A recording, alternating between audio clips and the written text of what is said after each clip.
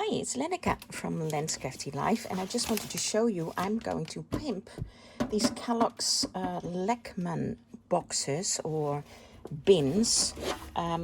They're great for, storing loads of stuff. There's a lot of space in here for all my fabrics, but to be honest, I really do not like them. If you like them, that's absolutely fine by me, but I don't.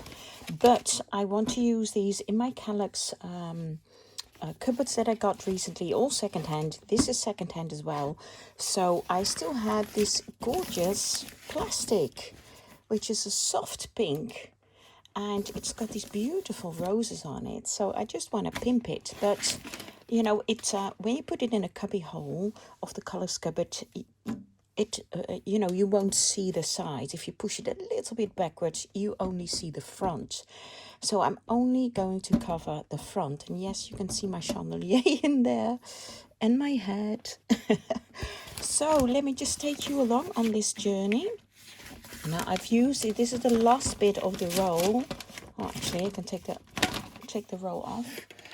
And I already did 4 other boxes, so I can do 5 rolls out of, or 5 boxes out of fronts or bins out of a roll. Then I have a little bit left for other crafty bits.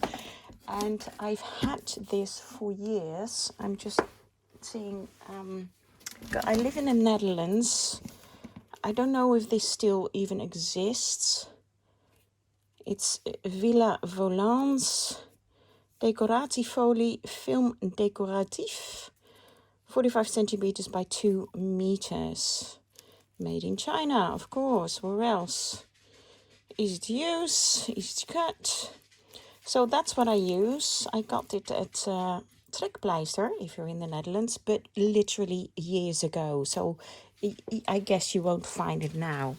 So kept it all the time, and now finally I have a use for it. So let me get cracking. I'll just put this aside. Be sure you have your cutting mat, your cutting knife, your bone folder, and possibly an emery board, not obligatory, and a pair of scissors, basically not to cut but to weigh the paper down if it rolls up like so. So what I'm doing, sorry if you see my knees, but I need to crawl down a bit. And yes, this is my part of my Etsy shop with more envelopes, more antique papers in there, fabric white laces. That's a bit of my Etsy shop, but here you go. I'll use this part. So what I do is I put my cutting mat straight and I peel it off. And this was the last bit on the roll, so it has like these creases in it, like here, but you can push those out later. Now I think that will do. I don't think, well, that's what I mean, weighing the paper down may not be necessary. Oh, what I first should have done is actually check. These are second hand, and I want to cover the side that is most damaged, so that if I ever pass these on, the next person can decide which side to use, and I keep the nicest side. I think I'll cover this side. Okay, so that side is going to go face down, and I'll line up the bottom of the bin with the bottom of the sticky sheets, the plastic. Okay, not sure even if I'm in focus now, or sorry if I'm not. Okay, not sure if you could see that. I've lined it up here.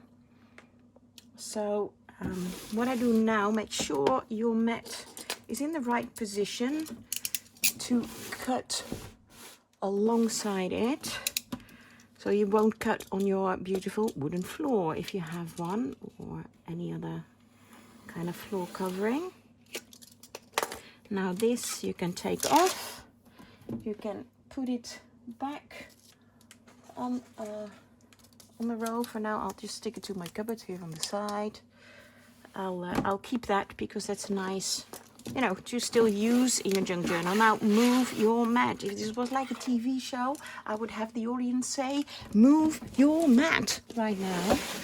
Because I once forgot, and fortunately I didn't cut in my floor. At least I can't see any of that. But that's very important to move your mat. Yes, all move your mat. So again, this side. Not sure if you can see that. Probably not, but trust me, I'm just doing this side. Okay, immediately retract your knife. You won't need that anymore for now. Move your bin. Then, if you want to keep this, move this back. So you can reuse this, or reuse this, just use this on another project. Move that aside. Now, have a look at your bin. There you go. It's not totally pretty yet, is it?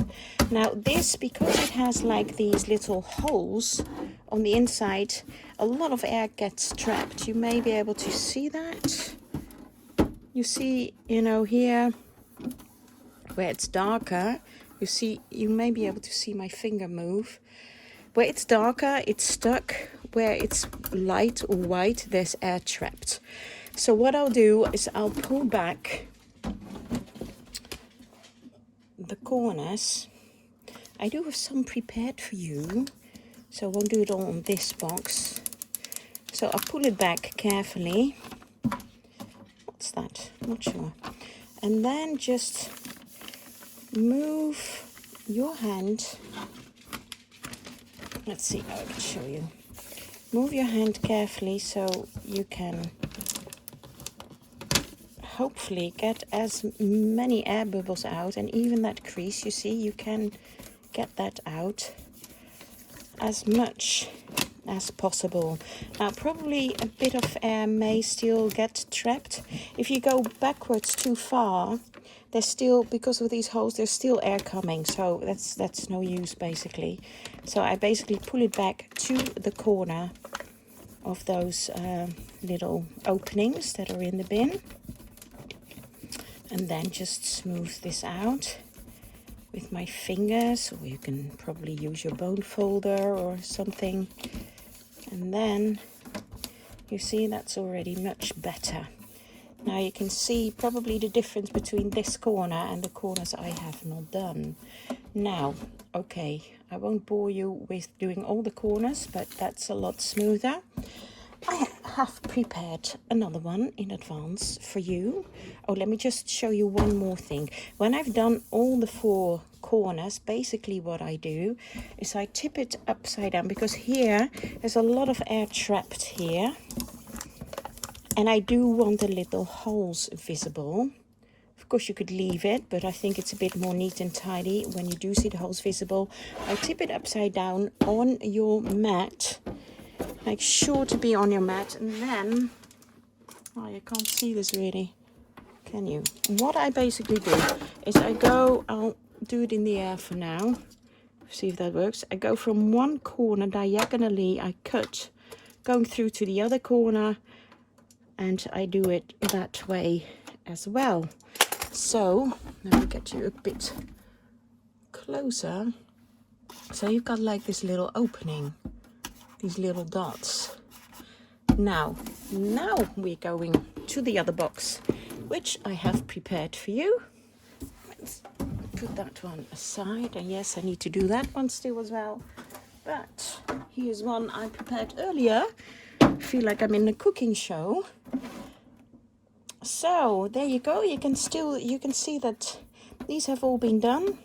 There is a little bit still of the air trapped on here.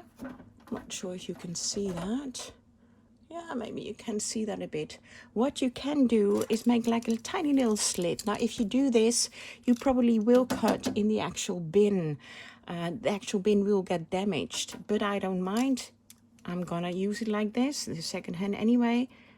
A small slit, and then either use your nails or your bone folder, or your finger and push out that air.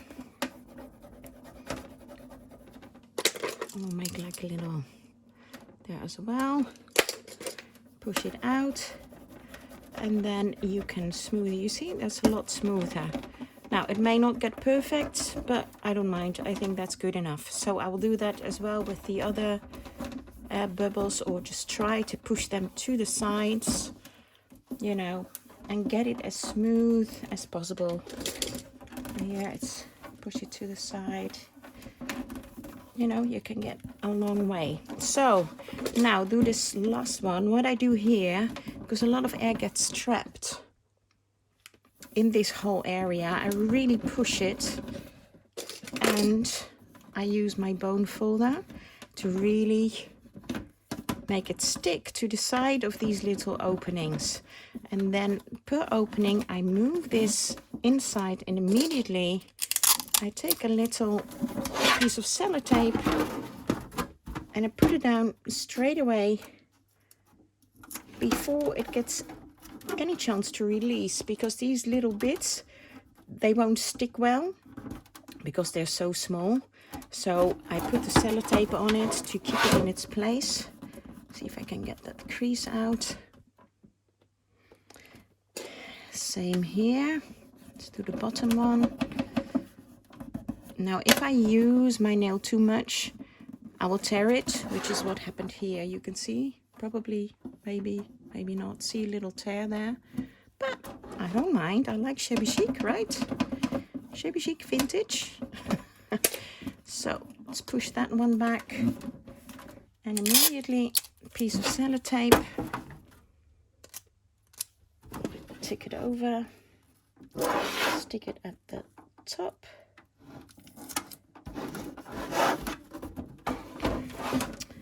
And then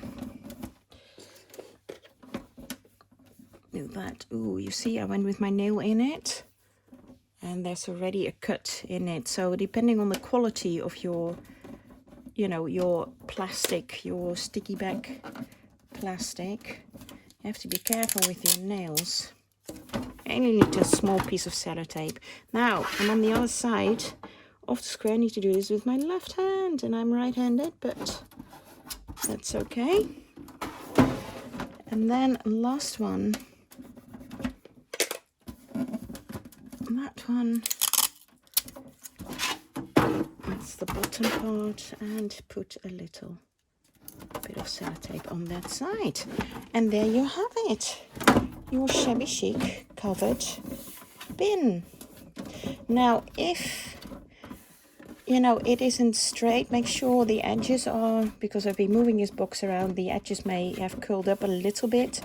If for some reason there's one side is a bit too long, you can always use your emery board, nail file or emery board, the coarse side, and kind of like go like so to clear the corners, make it sharp edges. So there you go. I thought I'd just show you that and hope you like it. I'm really happy with this. I'll work on this one a little bit more to get more of the creases out, but I thought I'd give you an idea how to Shabby-fy your Lekman Kallax IKEA bins. Okay, thanks for watching. Bye bye.